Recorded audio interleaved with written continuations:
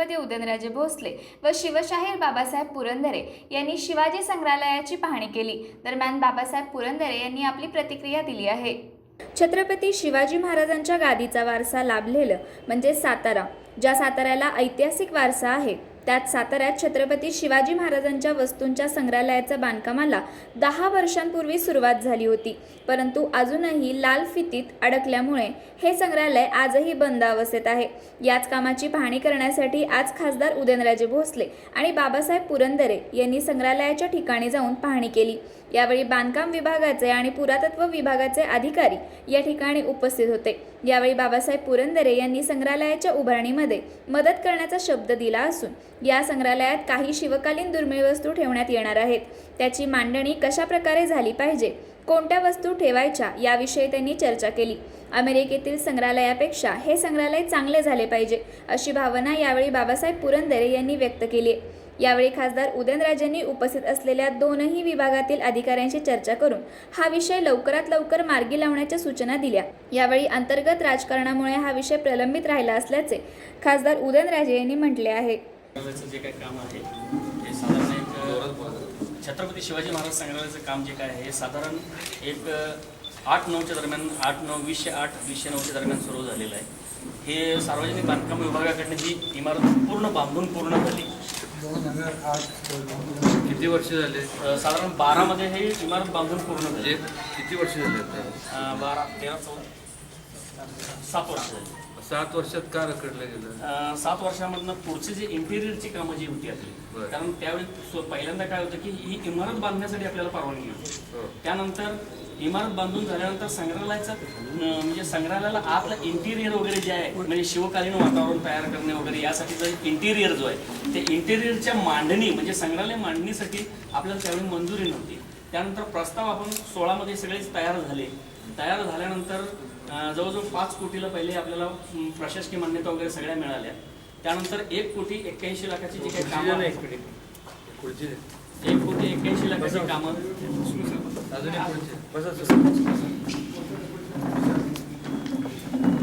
अजून एक खुर्ची घ्या। 1,81,00,000ची कामं आपली सुरू झालेली आहेत आता। त्याच्यामध्ये परिसर विकास आहे। परिसर विकासामध्ये कंपाऊंड वॉलपासून तिकीट बूथ, त्यानंतर पार्किंगपासून सगळ्या ज्या काही गोष्टी आहेत गार्डनिंगपर्यंत या सगळ्या गोष्टी त्याच्यात अंतर्भूत आहेत। त्यानंतर 3 कोटीचं जे काय आहे 3,08,00,000चा जो संग्रहालय इंटिरियर मांडणीचा जो आहे म्हणजे त्याचे फर्निचर्स असतील, शोकेसेस असतील, आतलं शिवकालीन वातावरण असेल, राज दरबाराचा जो व्ह्यू घ्यायचा आहे म्हणजे गादीसाठी वगैरे पैसे आले तुमचे तर तर त्याची प्रशासकीय मान्यता वगैरे आपल्याला आता 17 मध्ये आलेले आहेत आपल्याला ते। त्यानंतर 1,81,00,000चं काम आपलं ह्या वर्षामध्ये सुरू पण झालेलं आहे। त्यानंतर 2,36,00,000चे 1,81,00,000 तुम्ही म्हणताय ते बाहेरचं झालं ना कंपाऊंड? हो। आतलं कधी? आतली जी काय आहे 3 कोटीची त्याची प्रशासकीय मान्यता झालेली आहे। त्याची प्रशासकीय मान्यतेच्या अगोदर कुठल्या लेवलला ती झालेली प्रशासकीय मान्यता आलेली झालं ना? पुढचं काय ह्याचं काय? तर नाही त्याचे अजून पैसे त्याची वित्तीय मान्यता नाही आहे। त्यामुळे ते कोण करणार? ते हे पाठवलेलं आहे सर। पाठवले म्हणजे कोण? तुम्ही करणार का PWD करणार? नाही ते आमच्याकडनं होणार। तुम्ही कामाला एवढं त्याच्यामध्ये पण काय होतोय? त्याच्यामध्ये काय झालं सर माहिती काय की मध्ये इंटिरियरसाठी जे सिव्हिल चेंजेस हे बघा ते झालं तुमचा भाग, दोन्ही मिक्स करू नका। फंडचा भाग आणि त्याचा काय संबंध नाही। तुम्हाला फंड अलॉटमेंट हे जो डिझायनिंग आहे हा सेपरेट भाग आहे आणि फंड अलॉटमेंटचा वेगळा भाग आहे। तुम्हाला कित्येक वेळा आपल्या याच्यावर चर्चा झाली, तुम्ही सारखं हेच म्हणताय फंड्स कशामुळे कमी पडतात हे कोणाला सांगितलं पाहिजे का काय ते सांगा ना तुम्ही। 2,36,00,000 तुम्ही परवा सांगितल्याप्रमाणे त्याप्रमाणे आपल्याला टेक्निकल सँक्शन PWD दिले। तो प्रस्ताव आता आपण ह्याच्यात पाठवलाय मंत्रालयात।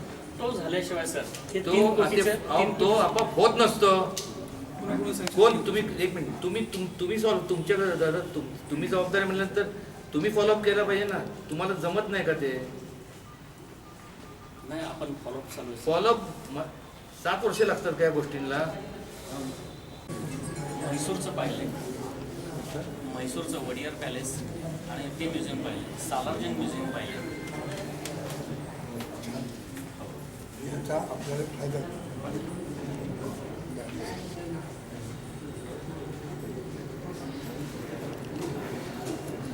हे 4 कंपनी बांधले सगळं बांधून आहे. 7 वर्ष झाले बांधून आहेत. आपले गण कोपा किती साधारण जवळजवळ तोफा 4 आहेत, मोठ्या तोफा. त्यानंतर उंटावरचे वगैरे जे काय आहेत ते जवळजवळ एक 5-6 आहेत आपल्याकडे. म्हणजे कॅनॉन म्हणजे गन्स असतात ना. त्यानंतर तुम्हाला कसं वाटतं? आत्ताच पाहिलं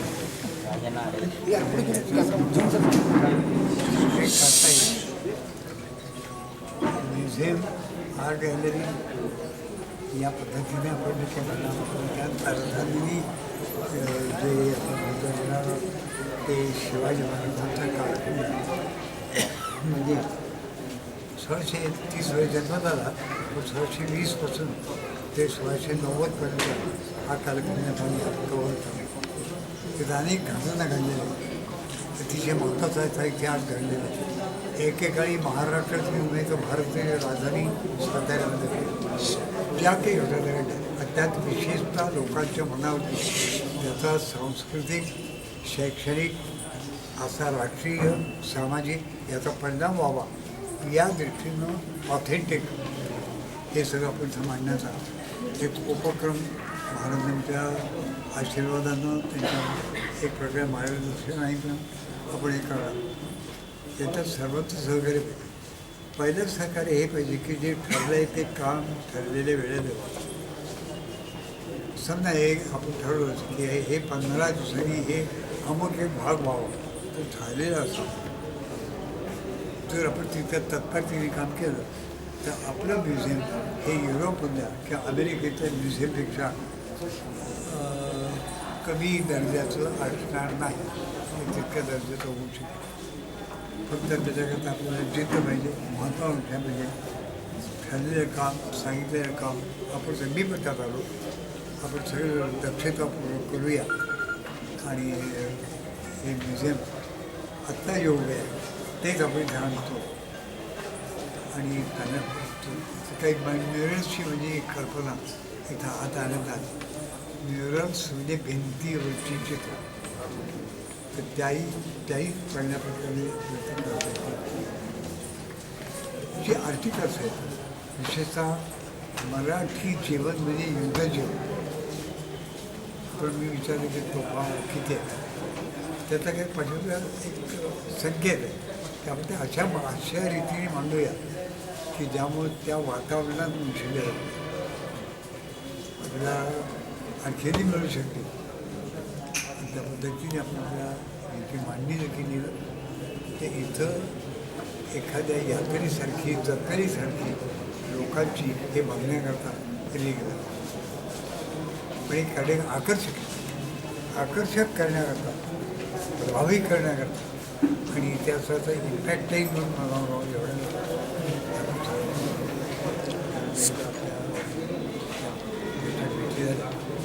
मी तयार करतो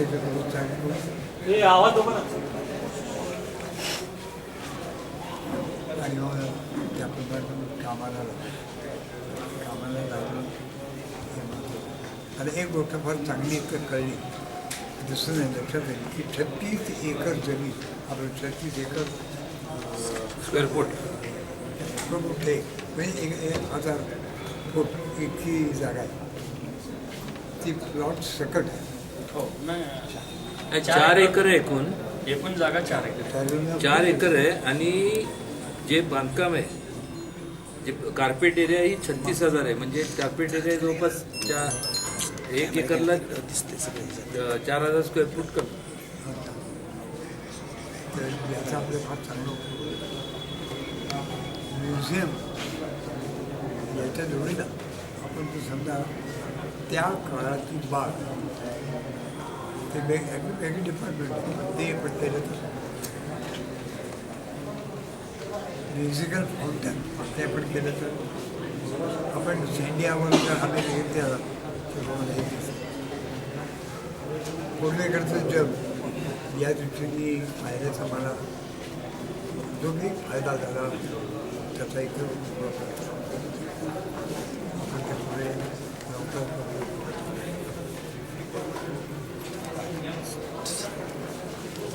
सध्या पण एक प्रश्न आहे जे 2 विभाग काम करते, पुरातत्व विभाग आणि बांधकाम विभाग, यांच्यामध्ये समन्वयाचा अभाव असल्यामुळं एवढी वर्ष हे रखडलं गेलेलं आहे.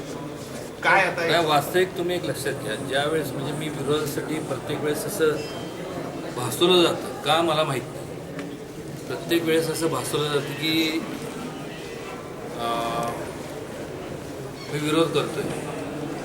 वास्तविक आता जो जो जुना राजवाडा आहे तिथं डिस्ट्रिक्ट कोर्ट होतं. त्यांच्या नव्या वास्तूत त्यांनी संपूर्ण कोर्ट शिफ्ट झाल्यानंतर माझं ठाम मत होतं किंवा आजही आहे की हे जे म्युझियम आहे ते तिथं व्हावं. कारण ते शाबू त्या वास्तूला त्या ह्या म्युझियमला शोभल अशी ती वास्तू. आणि एकंदरीत हे जेवढं बिल्टअप आहे म्हणजे आता 4 एकर जरी असलं तरी मला वाटतं त्याची एरिया किती आहे? कुठे आहे PWD? 36,000 square foot total. नाही ह्याचं नाही म्हणत मी, राजवाड्याचं टोटल किती एकर आहे? किती एकर आहे? 7 एकरमध्ये पसरलेला आहे राजवाडा. बिल्टअप आहे 7 एकर. नाही मंडप 7 एकर, जागा टोटल 7 एकरची आहे. हो मग ते बांधकाम तेवढं असणार पेक्षा जास्त आहे. जास्त किती आहे? असं आहे. 5-6 एकर. ते 3-4 म्हणजे जवळपास 6 किती सांगा मला माहीत नाही. अप्रॉक्सिमेट हे पकडायचा 5 एकरपर्यंत 5 एकर बांधकाम आहे. म्हणजे ऑलरेडी रेडी आहे, त्याला काय कुठं बांधकाम करायची आवश्यकता नव्हती. पण मात्र श्रेयवादामुळं हे संपूर्ण झालं. पण त्या तपशिलात मला काय जायचं नाही आता. वास्तविक हे म्युझियम मागच हे जे 5 कोटी आलेले रुपये हे तिथं जर खर्च केले असते तर आता मागच हे म्युझियम चालू झालं असतं. म्हणजे राजवाड्याच्या संपूर्ण त्या वास्तूत किंबहुना असं एक तिथं त्या वास्तूत एक त्याचा सेक्शन हा एक असे जे 5 स्टार हॉटेलच्या ग्रुपला द्यायचं ही सुद्धा चर्चा झाली. ताज ग्रुपला एक थोडासा पोर्शन जेणेकरून त्याच्यातनं मिळणारं जे काय उत्पन्न आहे त्यातनं संपूर्ण त्याची देखरेख हे मेंटेनन्स त्या वाढायचं. कारण की शेवटी आपल्याला शासनाकडनं सुरुवातीच्या काळात मिळेल पण त्याचं मेंटेनन्स करणं आपल्यालाच करावं लागतं. अभ्यासिका, त्यानंतर ग्रंथालय, त्यानंतर साऊंड अँड लाईट, व्हर्च्युअल काहीतरी असं तिथं महाराजांच्या जीवनावरती आधारित संपूर्ण एक सगळं असं. पण ते आता तिथल्याऐवजी आपल्याला इथं करावं लागतं. दुर्दैवाने सांगायचं वाटतं की ह्या संपूर्ण ही जी वास्तू उभी केली त्याला 5 वर्ष. 5 वर्षात ज्या वेळेस लक्ष घालायचा प्रयत्न केला त्याच्या वेळेस नेहमी असं टीका करण्यात आली की हे आम्ही आणली. मी म्हणतो चला ठीक आहे, आमचं काय त्यात आम्ही काय त्याबद्दल मला चर्चाही करायची नाही, त्याबद्दल मला वादी घालायचं नाही, मी काय बोलणार पण नाही. माझं जे बोलणं होतं त्या वस्तूबद्दल ते ठाम होतं. आणि ही जागा माझं एकच म्हणून होतं की नगरपालिकेच्या ऐन मोक्याची जागा एकूण ही सगळी जागा किती आहे, संपूर्ण किती एकर आहे तर हे नाही, हे सोडं बिल्टअप नाही, मोकळी जागा किती आहे? 4 acre in the heart of city. एवढी मोठी जागा नगरपालिकेच्या मालकीची दुसरी तर नाही. म्हणजे नशिबाने आम्हाला पुढचं जे आता हद्दवाढ झाल्यानंतर जे काय आता जे मुळात आत्ताची जी नगरपालिकेची इमारत आहे ती जी बांधली त्याचं बांधकाम झालं ते ज्यांनी केलं ते तर एकदम म्हणजे ते ती कामकाजाला ते सुद्धा पुरत नाही. आणि आता हद्दवाढ झाल्यानंतर जे काय आता मोठ्या जे म्हणजे हे त्याकरता जागा खरं तर अशी एवढी मोठी लागणार होती. पण ठीक आहे, आम्ही आता कल्याणी बाबासाहेबांना भेटल्यानंतर त्यांनी आम्हाला ती जागा त्या आपल्या नगरपालिकेला दिली. देतं आता भव्य दिव्य अशा प्रशासकीय इमारतीचं बांधकाम आपण चालू करतोय. पण ही जागा आपल्याला परत मिळणार नाही. आता हे म्हणजे ठीक आहे, आता काय आता त्या हे नाही त्याच्यात ऐवजी नगरपालिकेचं उत्पन्न वाढीसाठी आपण काहीतरी वेगळं काहीतरी आपण करू शकलो असतो. पण आता मला ह्या ठिकाणी खेदाने सांगायचं वाटतं, हट्टाने ह्या ठिकाणी जेव्हा करण्यात आलेली जी इमारत आहे त्याच्यावर झालेला खर्च तो आणि इमारत वास्तू पूर्ण जातं सगळं म्हणजे साचा तर सगळं तयार आहे. पण PWDनी हे संपूर्ण हँडओव्हर केलं आहे कोणाकडं? PWD कुठे पुरातत्व विभागाकडे. पुरातत्व विभागांचं एवढं म्हणजे त्यांचं कामकाज एवढं चांगलं आहे की त्यांना अजून 7 वर्ष झाले तरी अजून त्यांना त्या परवानगी आहेत त्या पुरातत्व विभागाकडनं नाही घ्यायच्या, मंत्रालय लेवलच्या अजून त्यांनी मिळवल्या नाही. मगाशी बाबासाहेबांनी सांगितल्याप्रमाणे आता टाईम बाउंडच संपूर्ण सगळं आपल्याला करायचं आहे. PWD आणि पुरातत्व तुमचं आता ढिलेपणा आता बस झाला. तुमचं डिझायनिंग जे काय ते बाबासाहेब वेळ द्यायला तयार आहे. तेवढ्या मोठ्या तुमच्या बिझी स्केड्यूलमधनं सुद्धा वेळ देतात. आपलं नशीब आपण समजलं पाहिजे. आणि हे जे सगळं आहे तुमचं जे काय ते फंडच्या बाबतीत ते मला उद्या तुम्ही 9 वाजता भेटा, आपण त्यात हे करू आणि लगेच तात्काळ ते हे करून त्याचे हे करून घेऊ. ही आता एक तुमची माझी आणि यांची ही आपल्या तिघांची जबाबदारी आणि डिझायनिंगची जबाबदारी ही तुमची खास करून असणार आहे. तुम्ही किती पाठपुरावा करताय, कारण की तुम्हाला पुन्हा जाऊन ते तुमचे जे आर्किटेक्ट आहेत त्यांना घेऊन बाबासाहेबांबरोबर चर्चा करून एक चांगलं असं म्हणजे हे वन टाईम होणार आहे, हे परत होणार नाही. त्यामुळे ती वास्तू एवढी आकर्षित झाली पाहिजे की लोकांना सातारा झालं की म्हणजे खास आवर्जून. तसं काय लोक ज्यांना जेवणाची आवड आहे, कित्येक लोक खेड शेवटला जेवायला जातात, ते कुठलं ते घी तुपातलं मटण का काहीतरी. म्हणजे इथं सातारचं हे म्युझियम पाहण्याकरता जसं औंधला जातात, औंधचं जे म्युझियम आहे त्याच पद्धतीने सातारला आवर्जून म्युझियम आलं तर म्युझियम पाहण्याकरता आणि जायचं तर म्युझियम पाहण्याकरता असं हे पाहिजे. आणि त्या पद्धतीने म्युझियम आपल्याला उभं करायचं आहे. ए शिल्पी शिल्पीवाले या साईडला आम्ही केलं रे आधी जर मागे जत्रा शिल्प माग सरक माग आपली जागा आहे रे भरपूर सगळ्यांनी सरकी माग काय द्यायचं तिथं करून हात कोण लावते रे